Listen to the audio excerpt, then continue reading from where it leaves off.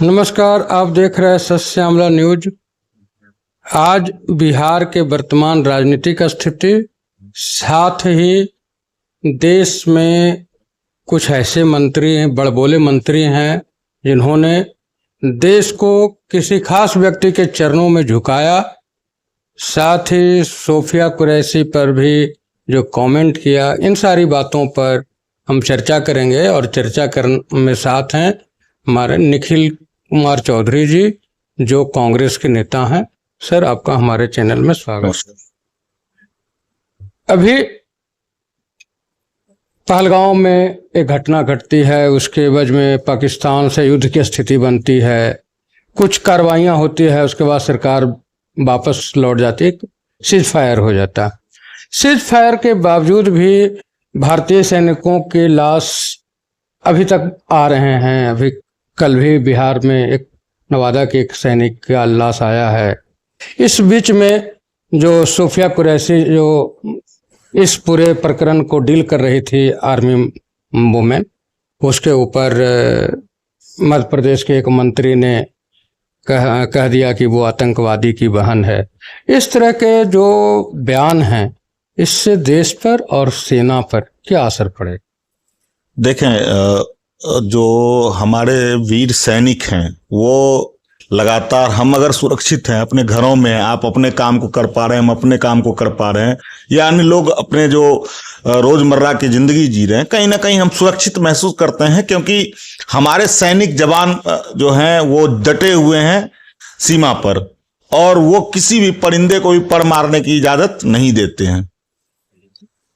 जब हमारे सत्तारूढ़ दल के मंत्री जब इस ढंग का बड़बोलापन, या कहें कि हिमाकत करते हैं, बड़बोलापन तो इसे नहीं कह सकते, हिमाकत करते हैं, और देश के सैनिक का अपमान करने की कोशिश करते हैं। हमारे देश का सैनिक किसी जाति, धर्म, मजहब और क्षेत्र से बंधा हुआ नहीं है, वो संपूर्ण राष्ट्र की सुरक्षा के लिए है। जब इस तरह की बातें आती हैं तो कहीं ना कहीं लगता है कि इन लोगों की मंशा क्या है, मानसिकता क्या है, किस ढंग के दोयम दर्जे के ये लोग सोच रखते हैं। पूरा मध्य प्रदेश सरकार के जो मुखिया हैं, यादव जी मुख्यमंत्री जो हैं, वो उन्हें बचाने का पूरा प्रयास कर रहे हैं। साथ ही अभी उनका मामला ठंडा भी नहीं हुआ, जब सुप्रीम कोर्ट ने खुद संज्ञान ली है। उसके बाद उसके जो डिप्टी सीएम हैं मध्य प्रदेश के, उन्होंने तो उससे भी आगे बढ़ के कह दिया कि सेना और देश मोदी के पैरों में नतमस्तक हो गया। क्या देश बड़ा या मोदी?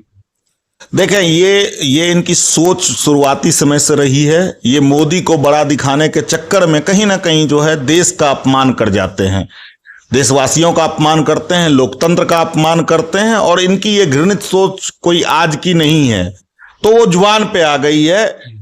और सैनिक का जो अपमान करेगा, जो फौज का अपमान करेगा, जिस आदमी के बुद्धि में अगर ये समझ नहीं आता है, आप लोकतंत्र के चुने हुए प्रतिनिधि हैं, अगर आप लोकतंत्र का सम्मान नहीं कर सकते, आपको पद पे बने रहने का कोई भी मौका नहीं मिलना चाहिए।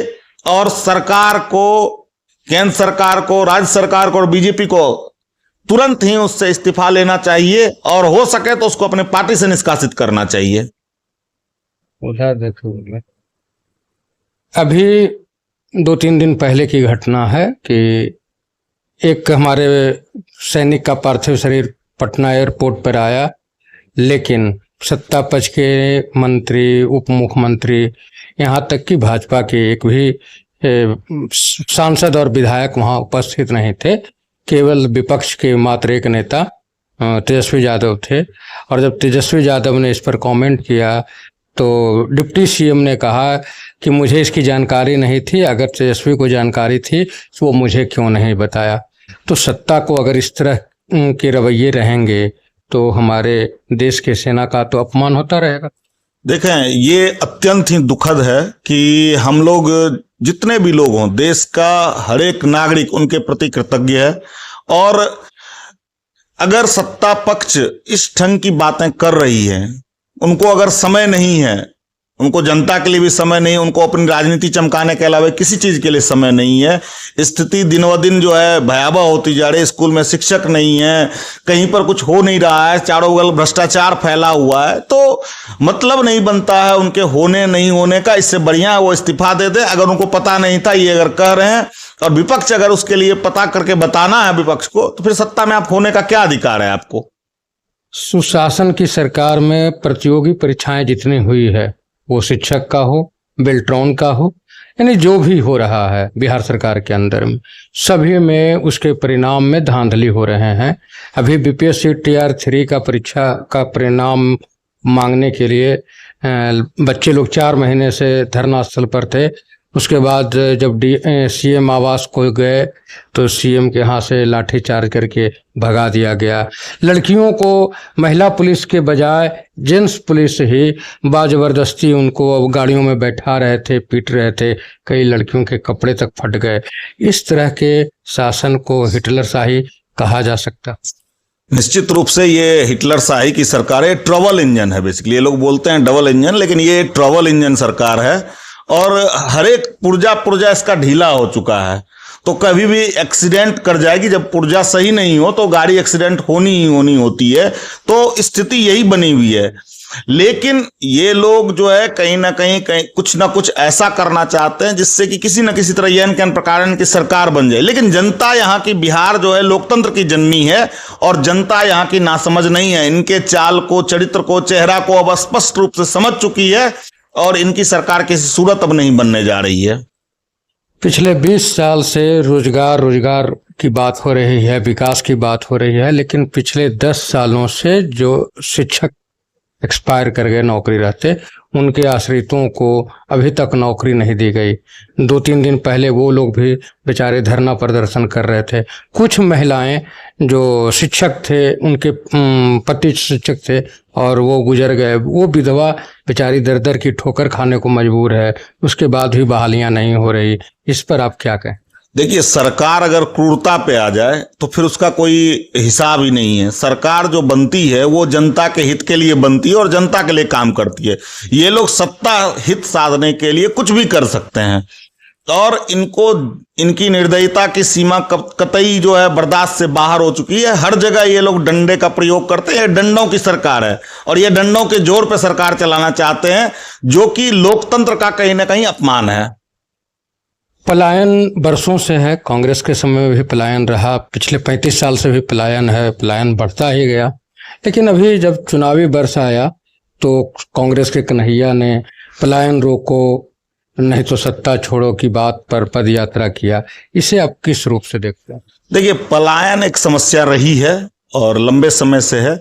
लेकिन जब आपकी सरकार 20 साल से हो और आप कहते हैं कि मैंने विकास के लिए किया, तो विकास का सबसे पहला पैमाना क्या है कि हमारे युवा जो हैं उनको रोजगार मिले, उनको नौकरियां मिले, उनको अपने घर के आसपास, अपने शहर में, अपने प्रदेश में काम रोजगार मिले। इसका मतलब है कि ये सरकार जो है बिल्कुल रूप से विफल रही है पलायन रोकने में। दूसरी सबसे महत्वपूर्ण चीज है कि लोग शिक्षा के लिए अब सबसे ज्यादा पलायन कर रहे हैं और शिक्षा का हब एक समय में हुआ करता था हमारा बिहार। आज के समय में आपको शिक्षा लेनी हो तो कोटा जैसे जगह पे हमको जाना पड़ता है, दिल्ली जाना पड़ता है, मुंबई जाना पड़ता है। तो हमारे पास क्यों नहीं संस्थाएं हैं, और संस्थाएं हैं तो वो सुचारू क्यों नहीं है? कहीं ना कहीं भय का वातावरण है, कहीं ना कहीं आपका जो व्यवस्था है वो उसको सपोर्ट नहीं कर रहा है। और निजीकरण का जो ये दौर चल रहा है जिसमें क्रोनी कैपिटलिस्ट का जो एक व्यवस्था बन चुका है, उस व्यवस्था को तोड़ने की जरूरत है, तभी हमारे यहाँ जो है पलायन रुक सकता है। आप सोच लें कि चीनी के मिल में हम लोग करीब करीब 27% के आसपास, हमको लगता है कि चीनी पहले हम लोग ऑल ओवर इंडिया हम लोग का सप्लाई जो था वो था, और आज के डेट में हम 2% पे आ गए हैं। तो हमारे यहाँ रोजगार कहाँ से सृजित होगा? कौन सी नई फैक्ट्री इन्होंने लगाई, कौन सा नया मॉडल स्कूल खोला है इन्होंने, कौन सी व्यवस्था इन्होंने ऐसी बनाई है जो कि सामान्य जनमानस को लाभकारी हो? बिहार के दौरे पर बार बार ये चुनावी वर्ष में आपके राष्ट्रीय नेता आ रहे हैं, राहुल गांधी। बिहार में कांग्रेस की क्या स्थिति रहेगी चुनाव में? देखिए राहुल जी हमेशा ही संवेदनशील राजनीति करते हैं और हर एक जगह जाते रहता है। ऐसा नहीं है कि ये चुनावी वर्ष इसलिए आ रहे हैं, आते रहे हैं यहाँ पर। चुनावी वर्ष है, स्वाभाविक रूप से उसमें गतिविधियां ज्यादा होंगी, ये एक स्वाभाविक प्रक्रिया है। और राजनीतिक दल है, हम लोग कोई मतलब अन्य संस्थान तो है नहीं, तो राजनीति तो हम करेंगे। तो उनके आने से इनको खतरा है, तभी तो ये लोग रोकते हैं उनको। आखिर दरभंगा में उनको क्यों रोका गया? अगर इनको खतरा नहीं था कांग्रेस से तो रोकते क्यों? हमारा जनाधार हर जगह है, हमारे पास ऐसी व्यवस्थाएं हैं, हमने ऐसा काम करके दिया है बिहार के लिए। जिस भी स्टेट में काम किया वहां पर अच्छा काम करके दिया है।